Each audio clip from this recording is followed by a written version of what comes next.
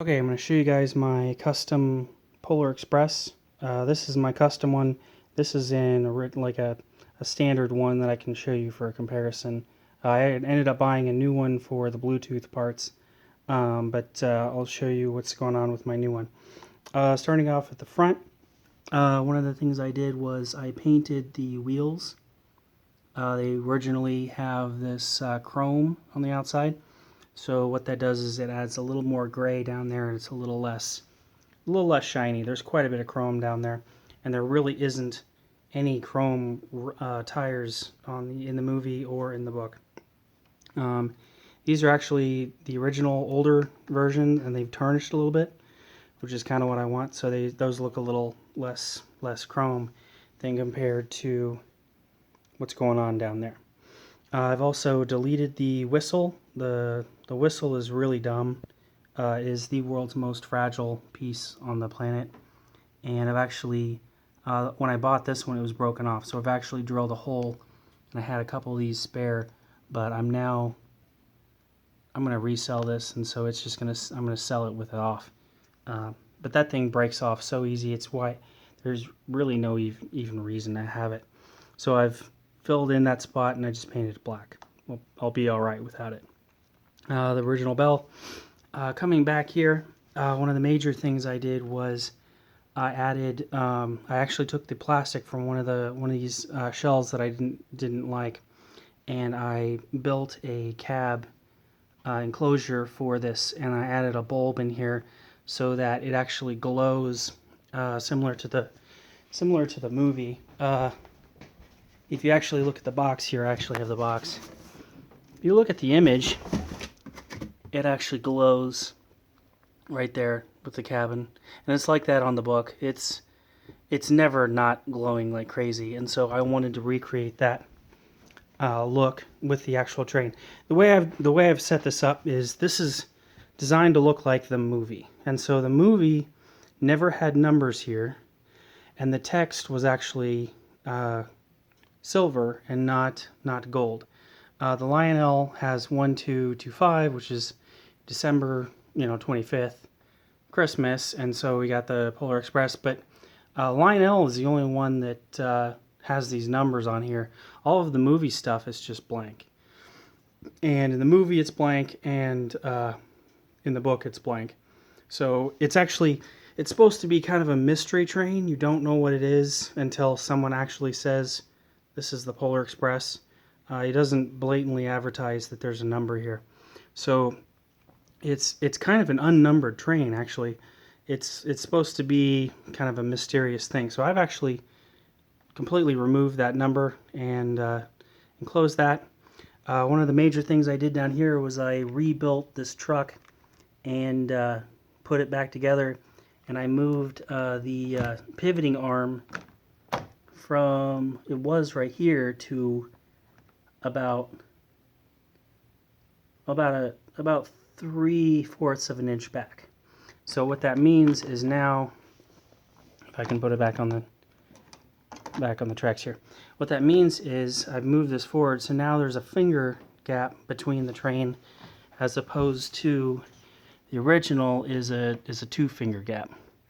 So I've bridged that together. It looks better. It does just fine with 031 turns, and so there you go. It just looks better. Okay, so then I've added some sound deadener on the inside of the tender. That gives it a little more weight, and it makes it sound a little better. So I fixed that. Let's see. And then going back here, this is the original Polar Express. I kind of like. I'm actually not a fan of the graphics. They're very movie-like, but they're a little too detailed for me. I actually like them a little blurred. What it does is, by blurring the people, you actually bring more focus to the locomotive as opposed to all the little tidbits. And also the snow is actually, well, it's done well.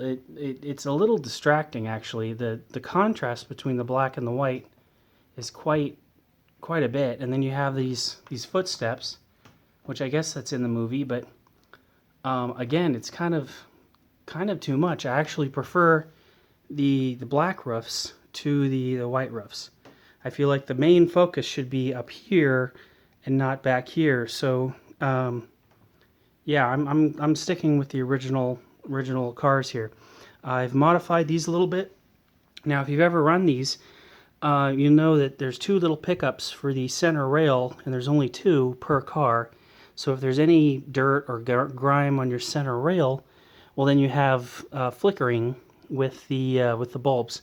I've actually kind of fixed that with I actually have a extra piece right here, which is a wire, and it's connected to a neodymium magnet that's gold plated that snaps between the cars so that the center pickup is now all connected throughout all of the cars. So they now are center rail connected, and so that flickering pretty much goes away when they're all connected like that. It's a center rail pickup problem, and not really a outer rail pickup, because you have 8 outer pickups, and then you have just the 2 center rail. So you really don't have a problem with these two. It's your main center you have a problem with. So that kind of fixes that.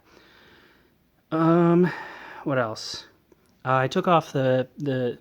What's interesting here is the text looks perfect.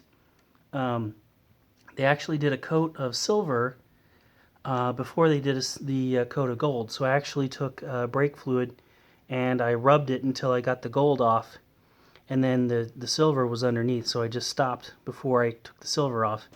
And then kind of the same technique with the numbers, I just kept going. So you take the gold off, then the silver off, and then that's what that looks like. But let me show you what it looks like. Power it up. And this one now has the Bluetooth board, and this is the original radio frequency board. And this one has a little bit better sounds, more sounds on different speeds, and it's just all around better. You can also go to the Bluetooth app and change the volumes on everything. You can change the speed controls, speed limits, a whole bunch of cool stuff. So I like the Bluetooth more, but I'll go ahead and power this up. So there's that one, just fires right up, and then this one's going to start whistling. Actually disconnected, so we're both hooked up, but you can really see the glow, and the bulb from these is the same bulb as that, so the colors all match, and so you get quite a bit of, you get that glow, which is what I was looking for. And that whole back area glows, and that kind of glows onto the step back here. Looks a little better at night when I turn the lights off, but you can kind of get an idea of how that's glowing quite a bit, and it gives kind of an eerie look to it. Whereas it's just black, nothing over there. There's no figures that come with this set. You just get the little switches there, and you know, the people look good. And I also noticed the text is on the bottom half on the new ones, and the text is on the top on the old ones. But there you go. Just kind of a comparison. It's my own personal preference on what it should look like. But there you go.